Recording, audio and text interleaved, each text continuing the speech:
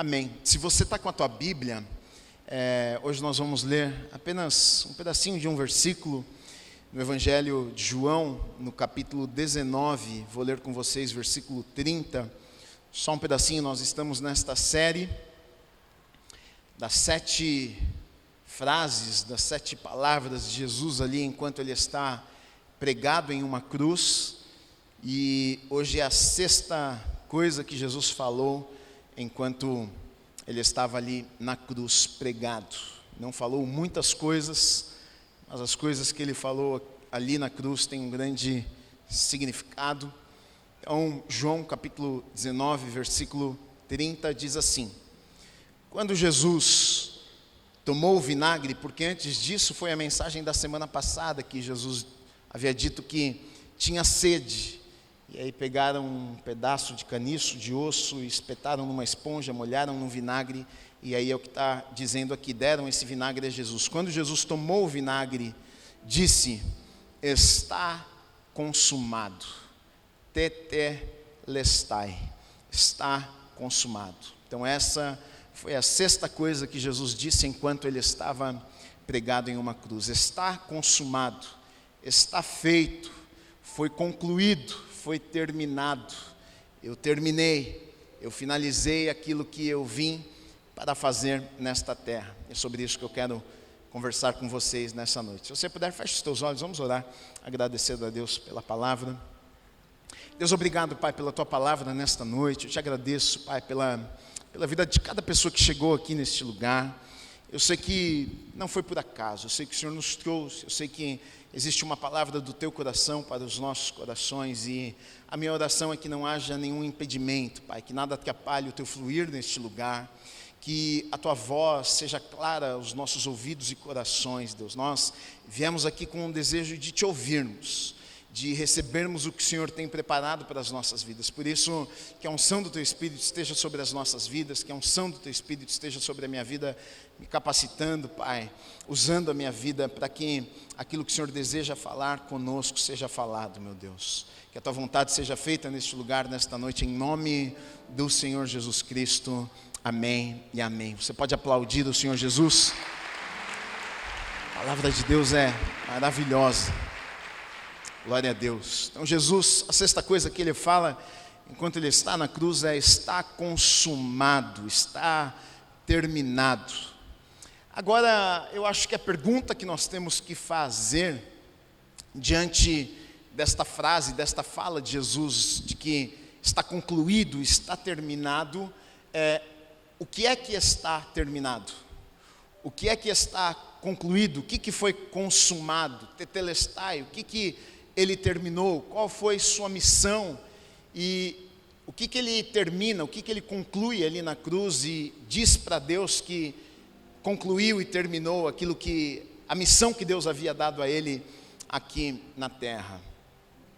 Não sei se você sabe, mas Natal geralmente, é claro que você sabe disso, é outra coisa que eu ia falar, mas Natal a gente fala nascimento de Jesus, é aquela coisa, e é tudo tão bonito, mas eu acho que eu falei sobre isso no ano passado. Na verdade, o propósito de Jesus ter nascido, sabe qual foi? Jesus nasceu com um propósito específico. Jesus nasceu sabendo já que iria morrer. Jesus nasceu para morrer. O propósito de Jesus foi nascer para se entregar, para morrer, andar na terra como um cordeiro imaculado, ou seja, sem pecado, sem falhas, sem erros, e fazer todo o caminho até a cruz e chegar na cruz e se entregar e morrer por mim e por você. E a pergunta é: por que foi necessário Jesus ter morrido em uma cruz, como a cruz onde Jesus estava pendurado ali? Por que foi necessário? Qual o motivo de Jesus? As pessoas, na verdade, quando viram Jesus pendurado em uma cruz, muitas delas pensaram: bom, perdemos. Na verdade, o rei dos judeus, na verdade, rei coisa nenhuma. O plano não deu certo, o plano fracassou, o plano deu errado. Mas, na verdade, a Bíblia vai nos contar que antes da fundação do mundo, na verdade, Deus já havia preparado o cordeiro. Na verdade, o pecado e o que aconteceu ali, mesmo quando o homem cai, não pegou Deus de surpresa. Deus já tinha tudo planejado, Deus já tinha tudo preparado.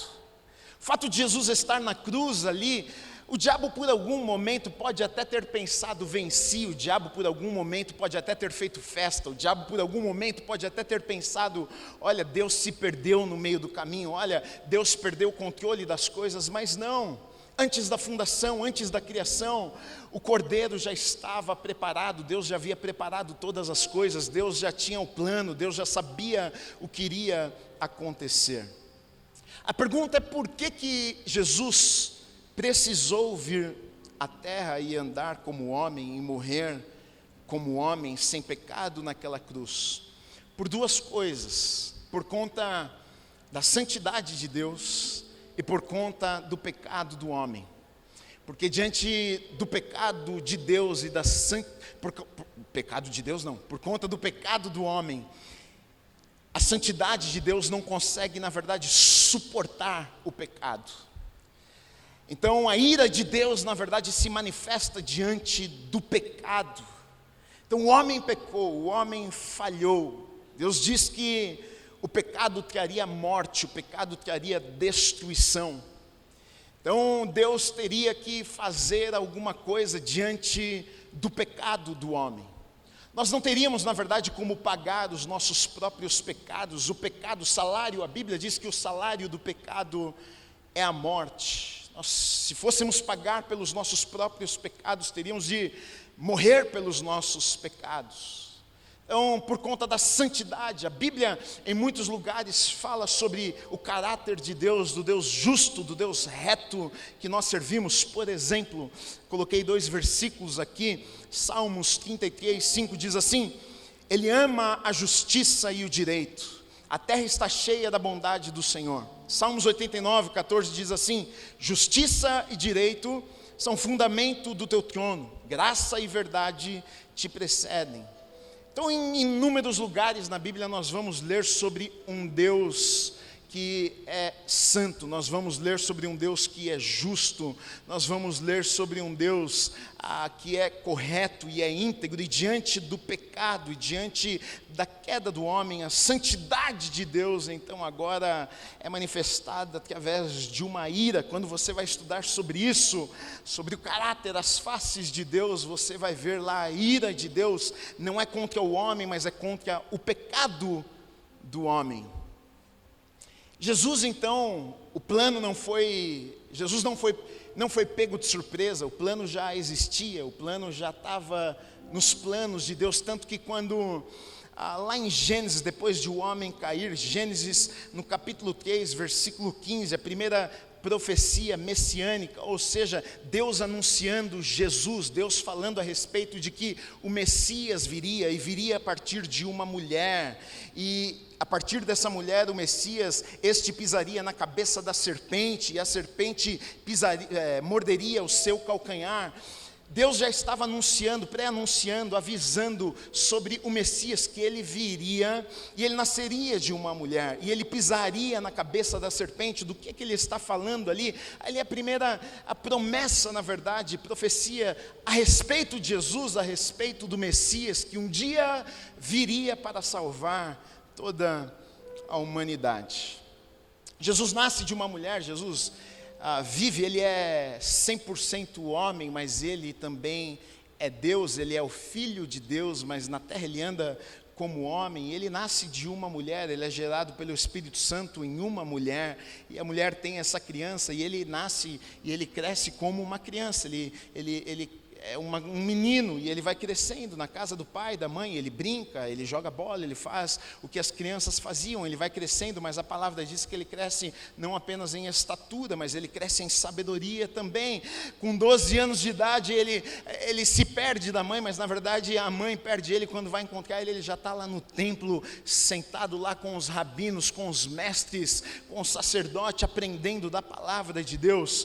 Com 30 anos então, Jesus, ele sai para cumprir o seu ministério, ele começa a andar de cidade em cidade, tocar as pessoas, curar os enfermos.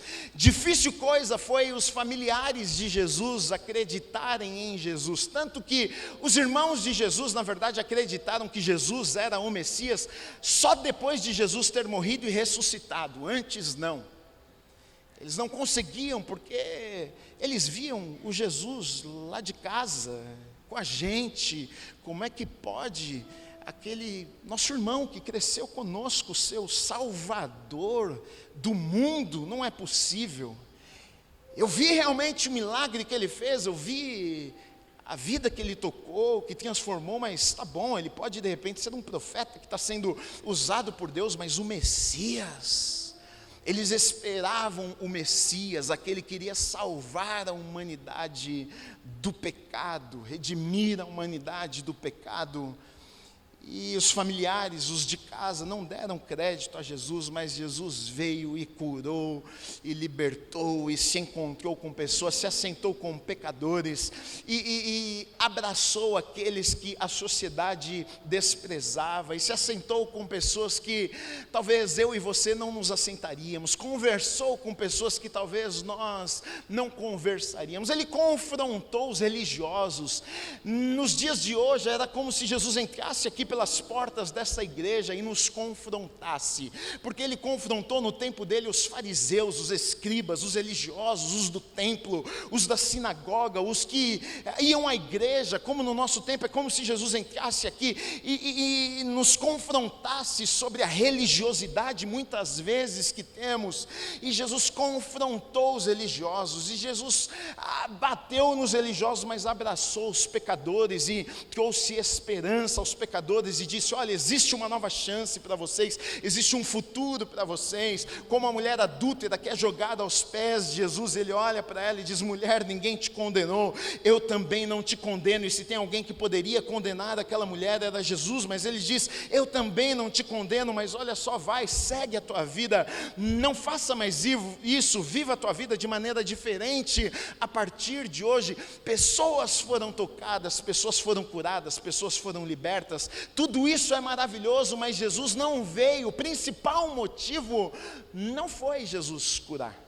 O principal motivo não foi Jesus tocar no cego. O principal motivo não foi Jesus confrontar os fariseus. Jesus veio com um motivo principal. Ele veio para se entregar em uma cruz por mim e por você. E existe algo que na morte de Jesus na cruz, na verdade, nós dizemos que a morte de Jesus na cruz, ela foi uma morte expiatória. Expiação, foi uma morte expiatória. Eu vou te explicar o que isso significa se você não sabe. A morte de Jesus na cruz foi uma morte expiatória. O que é isso, Gui? No Antigo Testamento, por exemplo, vou ler um texto aqui para vocês. O que acontecia? O povo pecava, e diante do pecado, dos pecados do povo, o que era necessário fazer? Eles matavam, por exemplo, animais, eles levavam para o templo, eles levavam para o sacerdote lá, um animal, o que era pedido, e ali se oferecia um sacrifício. Então o animal era morto, o sangue era derramado ali no altar do sacrifício, no holocausto, e então o pecado era perdoado. Uma vez ao ano, por exemplo, o sumo sacerdote entrava no Santo do Santo para pedir perdão pelo pecado de todo o povo. Então, um homem uma vez no ano entrava lá no Santo dos Santos, no lugar mais santo, para oferecer um sacrifício, para que os pecados de todo o povo da nação fossem perdoados. E na verdade, expiar, o significado de expiação, na verdade é cobrir, é como esconder, colocar uma capa por cima. E isso é para como se Deus olhasse para o pecado e não pudesse ver o pecado, ou seja, algo cobriu o pecado e Deus já não pode ver o pecado. Então a ira de Deus já não se manifesta porque o pecado foi coberto. No Antigo Testamento, por exemplo, Levítico 5, de 17 a 19, diz assim: se alguma pessoa pecar e fizer contra um dos mandamentos do Senhor aquilo que não se deve fazer, Ainda que não tenha se dado conta disso, sem querer, às vezes a pessoa pecou e nem sabe, será culpada mesmo assim, e levará a sua iniquidade. E do rebanho trará o sacerdote um carneiro sem defeito, conforme a avaliação feita, para oferta pela culpa. E o sacerdote por essa pessoa fará expiação do que se refere ao erro que de forma involuntária cometeu e lhe será perdoado. É oferta pela culpa, pois certamente se tornou culpada diante do Senhor. Só que, na verdade, o sacrifício de um animal não poderia resolver o pecado da humanidade. É como se fosse temporário, é como se fosse uma maneira de, por algum tempo, a ira de Deus não se manifestar, mas não resolvia, na verdade, o pecado, o problema do pecado. O livro de Hebreus, por exemplo, vai falar sobre, basicamente o tema central no livro de Hebreus vai falar sobre a superioridade da pessoa de Jesus. Porque quando a gente olha para o tempo da lei e todas estas coisas que faziam parte da lei, dos rituais, de oferecer sacrifício, de matar um animal, oferecer um sacrifício para que o sangue fosse derramado e um pecado coberto, o livro de Hebreus vai dizer o seguinte, que basicamente vai dizer que Jesus é superior à lei. Não é que a lei não é boa, mas vai mostrar, na verdade, a superioridade. Jesus é maior, Jesus é superior à lei. Hebreus, por exemplo, capítulo 9, versículo 26, olha o que diz. Se fosse assim, ele precisaria, aqui está falando de Jesus agora, se fosse assim, ele precisaria ter sofrido muitas vezes, desde a fundação do mundo. Agora, porém, ao chegar o fim dos tempos, ele se manifestou uma vez por todas, para aniquilar o pecado por meio do sacrifício de si mesmo. Aí no versículo 28 diz assim: assim também Cristo, tendo-se oferecido uma vez por todas, para tirar os pecados de muitos, aparecerá segunda vez, não para tirar pecados, mas para salvar aqueles que esperam por Ele. Então aqui a gente começa a entender o que Jesus veio fazer. O que antes, na verdade, não era possível, se oferecia sacrifícios de animais, de alguma forma tentavam cobrir os pecados. Mas então Jesus veio para que o cordeiro, tanto que você vai ver que a similaridade, porque o Antigo Testamento, na verdade, aponta para o Novo Testamento. Então você vai ver que era pedido, por exemplo, o quê? Um animal sem defeito, tal. Está apontando, na verdade, para a pessoa de Jesus, porque Jesus viria e o cordeiro imaculado, sem defeito, sem pecado, um dia seria sacrificado, um dia seria esmagado em uma cruz em favor de todos nós. O sangue, agora não de um animal, um sangue agora não um sacrifício em um animal, e não é agora temporário, mas de uma vez por todas, agora um sangue seria derramado na cruz, para que o pecado de toda a humanidade fosse perdoado. Então, na verdade, esta é a primeira coisa que eu penso que Jesus, quando ele está na cruz, ele diz: Pai, está consumado. Está consumado o que, meu filho? Está coberto de uma vez por todas. O que antes, na verdade, não tinha como cobrir os pecados. O que antes, na verdade, em toda hora tinha que se oferecer sacrifícios. O que antes, em todos os momentos, todas as vezes, uma vez por ano, o sumo sacerdote, ele tinha que entrar no Santo dos Santos e oferecer um sacrifício, mas agora, tetelestai, está consumado, foi feito de uma vez por todas o sacrifício.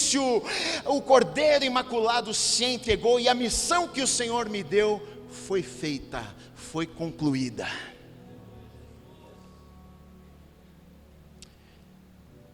Penso que uma outra coisa também que, quando ele diz, está consumado, está feito, o sacrifício de Jesus, o que estava causando ali, na verdade estava nos reconectando com Deus. Porque o propósito, na verdade, de tudo isso era exatamente isso que eu estou dizendo. religar o homem a Deus. Porque o pecado separa o homem de Deus, o pecado afasta o homem de Deus. E o fato de Jesus ter morrido na cruz, na verdade o propósito foi religar, reconstruir o caminho que havia sido quebrado e roubado do homem e Deus. Nós chamamos isso de propiciação. Cristo, se você for ler, é por isso que quando você vai ler alguns textos da Bíblia, por exemplo, como em Romanos, você vai ver e você vai ler que Cristo, ele é o quê? Nossa propiciação.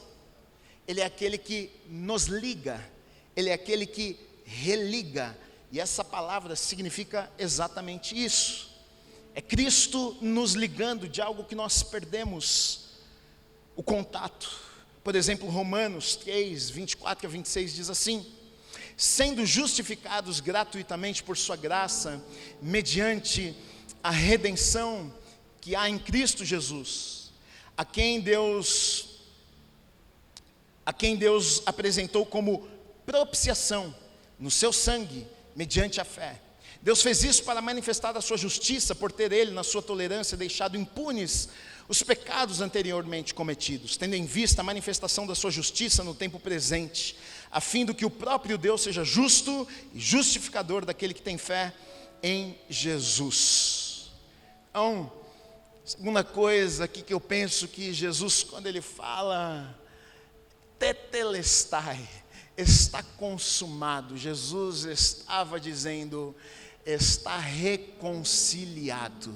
A ponte que havia sido destruída, eu vim e eu recriei os caminhos. Tanto que o próprio Jesus, em vários momentos, ele vai dizer o seguinte: olha, eu sou o único caminho, eu sou o caminho. Jesus é o caminho. Não existe outro caminho para Deus, não existe caminhos para Deus, não existe uma maneira de qualquer pessoa chegar a Deus a não ser através de Jesus, do sacrifício de Jesus naquela cruz por nós. E quando ele está dizendo: eu concluí, eu terminei, eu religuei a ponte que havia sido rompida, a ponte que havia sido quebrada, eu vim, eu andei nesta terra e eu reconstruí, para que agora muitos, aqueles que tiverem fé, recebam por meio da graça de Deus e possam ter um relacionamento com o Pai que criou todas as coisas.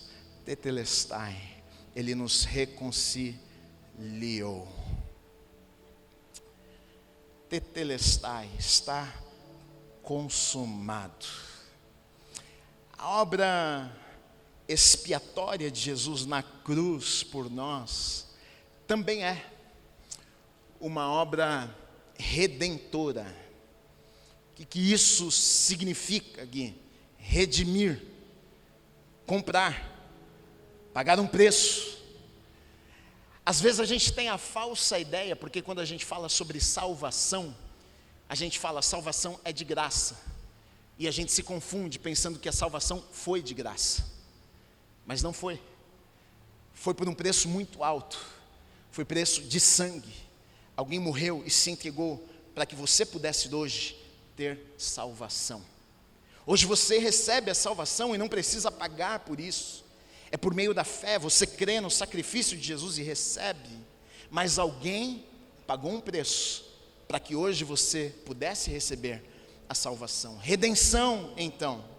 Apocalipse 5:9 diz o seguinte: e cantavam um cântico novo dizendo: digno és de pegar o livro e de quebrar os selos, porque foste morto e com o teu sangue compraste para Deus os que procedem de toda tribo, língua, povo e nação.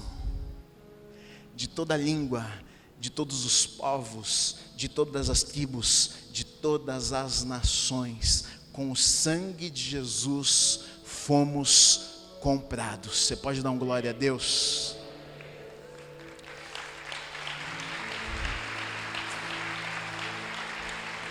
Deixa eu te dizer uma coisa. Quando eu prego e quando você gosta de alguma coisa que eu preguei, você pode manifestar, tá? Você pode falar: amém, gostei, glória a Deus. Não que você precisa fazer isso, mas fica à vontade, você está em casa. Eu estou dizendo isso porque às vezes eu estou sentado ouvindo a pregação, fico tão empolgado, fico, glória a Deus, bom demais isso aí, pega pregador, vamos lá. Se Deus falar com você, se sentir que é com você, fica à vontade. Também se não quiser falar nada, também fica à vontade, você não é obrigado a fazer nada.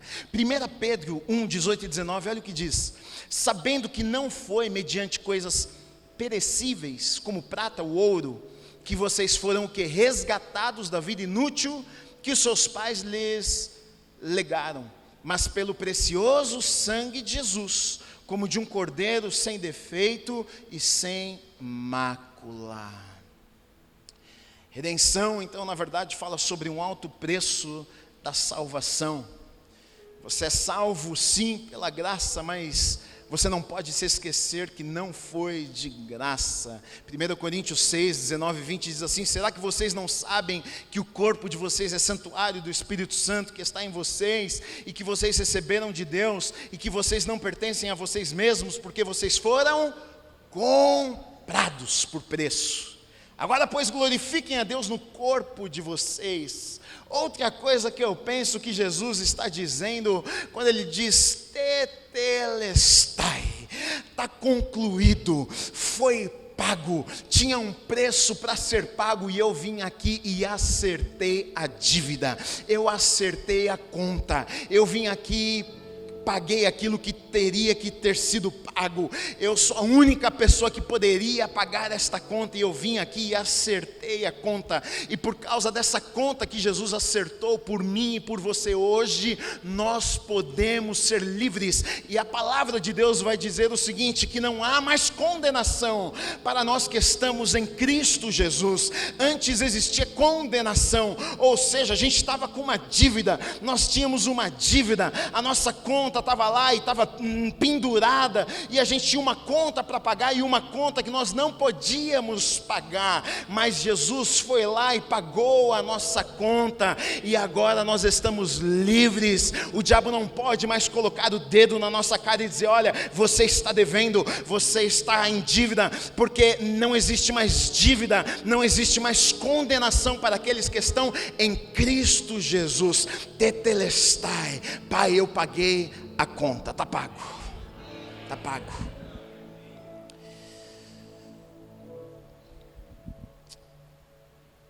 Ele também, uma outra coisa que eu acredito que está acontecendo ali, ele nos reconciliou. Deus nos reconciliou consigo mesmo por meio do seu Filho Jesus naquela cruz. O texto de Coríntios fala isso, que Deus estava em Cristo reconciliando consigo o mundo.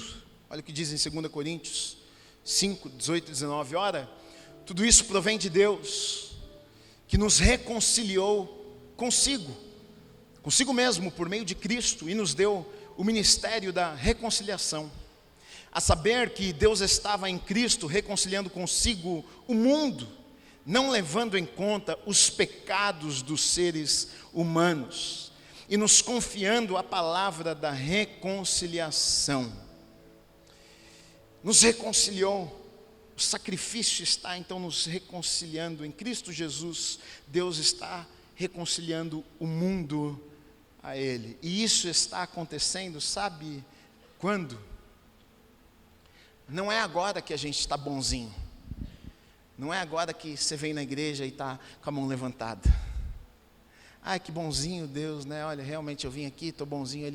Não. Ele fez isso quando ainda éramos inimigos. É o que a palavra diz. Romanos 5,10. Porque se nós, quando inimigos, fomos reconciliados com Deus, mediante a morte do seu Filho, muito mais, estando já reconciliados, seremos salvos pela sua vida. Quem é que faz algo assim? Que reconcilia enquanto o outro é ainda inimigo. O teu inimigo, você diz a ele: você está perdoado. Mas ele ainda não disse que parou de ser seu inimigo. Ele ainda é o seu inimigo. E de forma declarada, todo mundo sabe que ele é o seu inimigo. Ele fala para todo mundo que ele não gosta de você, que na verdade ele te odeia, E se ele pudesse fazer algum mal para você, ele faria. E aí você diz e fala para ele: mas eu te perdoo, eu te aceito, vem tomar um café na minha casa. Você bateu a cabeça, filho? É isso que Deus fez em Cristo Jesus naquela cruz por mim e por você. Nos reconciliou quando ainda éramos inimigos. Tetelestai, está feito, Pai. A missão que o Senhor me deu foi concluída nessa cruz. Agora, qual é a eficácia? O que de benefício que traz, na verdade, expiação, a entrega de Jesus naquela cruz por nós?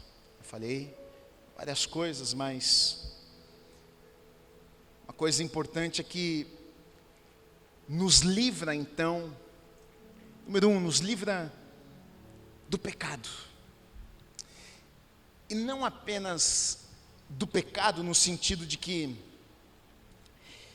aos olhos de Deus, antes nós éramos pecadores, e quando eu creio no sacrifício de Jesus e o aceito em meu coração, eu sou justificado, agora passo a ser um santo, então eu mudo de condição. Antes eu era um pecador, agora eu sou um justo. E Deus olha para mim agora, e a lente de Deus olhando para mim agora é com a lente do sangue de Jesus. E agora Ele olha o Guilherme, Ele está vendo o Guilherme santo, Ele está vendo o Guilherme purificado, Ele está vendo o Guilherme justificado. E não é porque o Guilherme é bom demais, não é porque o Guilherme não erra na vida, mas é porque agora eu vejo o Guilherme através do sacrifício de Jesus pela vida do Guilherme. Então, sim, Ele nos livra, claro que a obra de Jesus na cruz nos livra do pecado, mas não apenas do pecado nesse sentido de que antes pecador, agora justo, agora separado, agora santo, mas também nos livra do poder do pecado que opera em nós. A cruz, o sangue de Jesus não apenas muda a nossa condição, nós acreditamos, nós aceitamos, não muda apenas a nossa condição. Antes eu era um pecador perdido, agora eu sou um justificado, agora eu ando com Deus, agora eu sou um santo, sim, mas a cruz também nos livra, nos dá a possibilidade de estarmos livres do poder do pecado que opera em nós. Romanos capítulo 6 a 8, na verdade, vai falar muito e muito e muito sobre isso. Não dá para a gente ler tudo, mas eu vou ler alguns versículos. Olha o que diz no capítulo 6, dos versículos 11 a 14. Assim também vocês considerem-se mortos para o pecado. Está morto para o pecado. Você aceitou Jesus? Mas vivos para Deus. Em quem? Em Cristo Jesus. Portanto, não permitam que o pecado reine em seu corpo mortal, fazendo com que vocês obedeçam às suas paixões.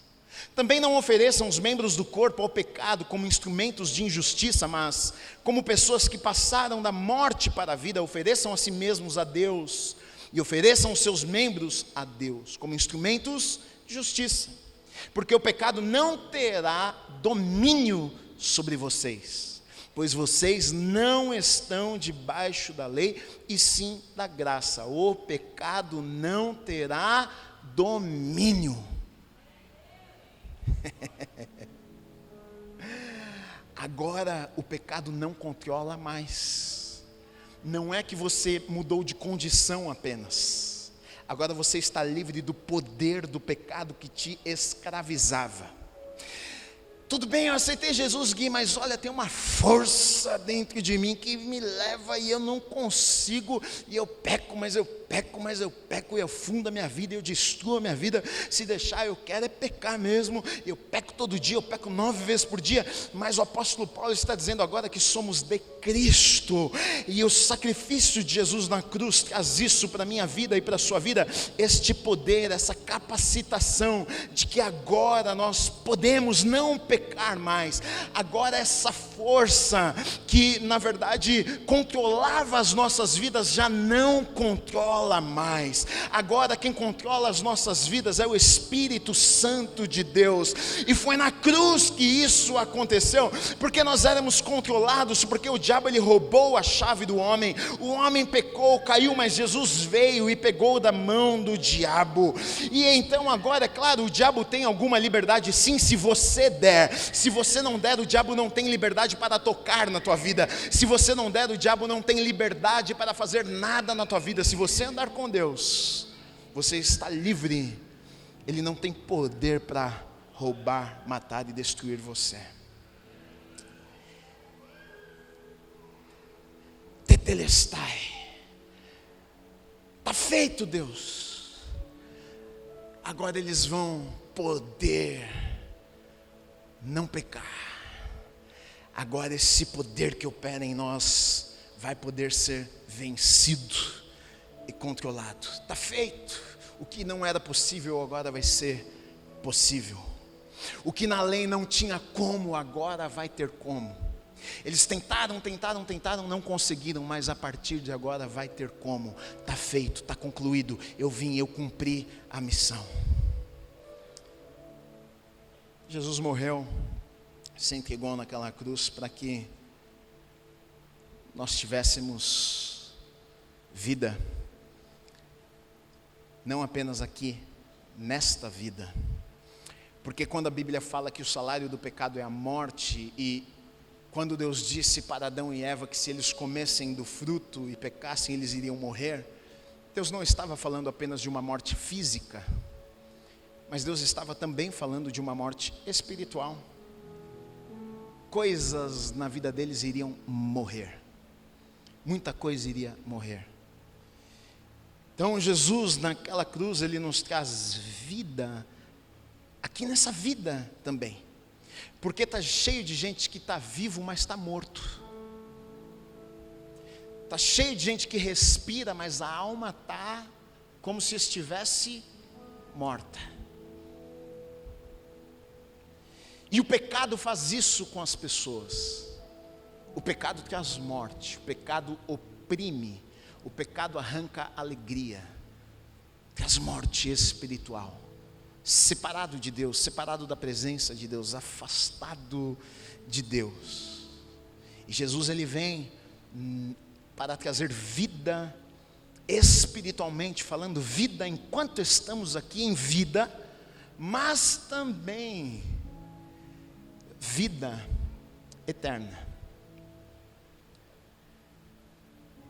Então, quem anda com Deus, quem aceita Jesus não morre, mas na verdade a Bíblia fala até, usa muito, fala que na verdade nem é morte, é um sono, porque na verdade é uma passagem que a gente descansa, nós estamos na verdade passando de uma vida para outra, estamos indo para a vida eterna, na verdade nós somos seres eternos. Então o que Jesus está fazendo e cravando naquela cruz é: eu estou trazendo de volta aquilo que havia sido roubado.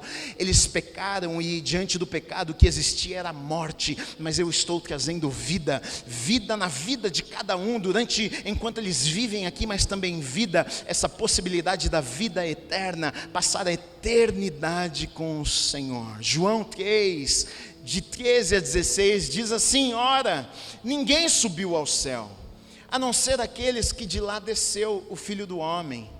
E assim como Moisés levantou a serpente no deserto, assim também é necessário que o Filho do Homem, Jesus, seja levantado, para que todo o que nele crê tenha a vida eterna.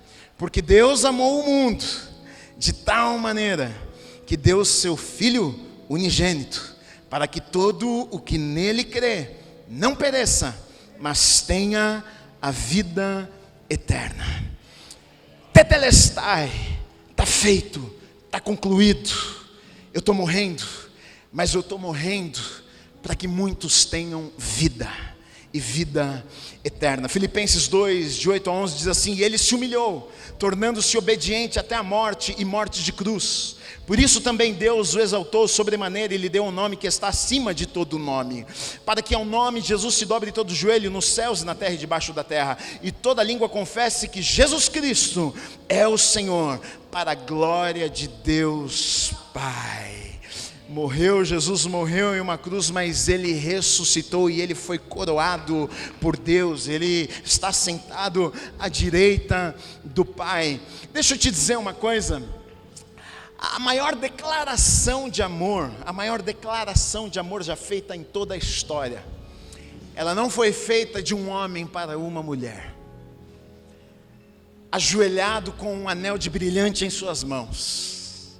A maior declaração e mais bonita declaração de amor, ela não foi feita em frente à Torre Eiffel. A maior declaração de amor e mais bonita de todos os tempos, ela não foi feita em nenhuma das 7 maravilhas do mundo. A maior declaração de amor não teve rosas, não teve um anel de brilhante. A maior declaração de amor foi feita em uma montanhazinha feia. E ela era tão feia que o nome dela era Gólgota, ou caveira. Porque quando se olhava de longe, parecia num formato de caveira, e jogavam ossos ali naquela montanhazinha. E é nesse lugar que vai ser feita então a maior declaração de amor.